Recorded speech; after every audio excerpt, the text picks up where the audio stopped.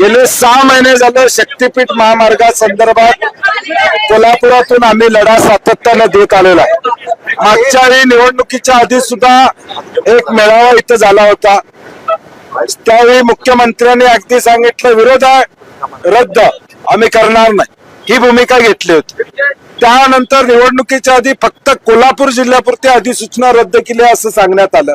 आता पुन्हा रेखांकन जे येतंय ते सगळ्या आहे त्या पूर्वीप्रमाणे किंवा त्यात थोडा बदल करून हा शक्ती मार्ग रेटायचा चाललेला आहे। आणि म्हणून आज 12 जिल्ह्यातल्या लोकांना आम्ही बोलवलं होतं। प्राथमिक स्वरूपात एक बैठक झाली।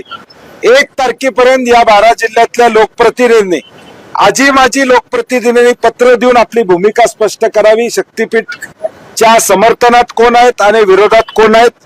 आणि त्याचबरोबर 12 तारखेला मार्चला एक भव्य असा या 12 जिल्ह्यातला मोर्चा हा मुंबईमध्ये या ठिकाणी येईल आणि सरकारला जाब विचारेल।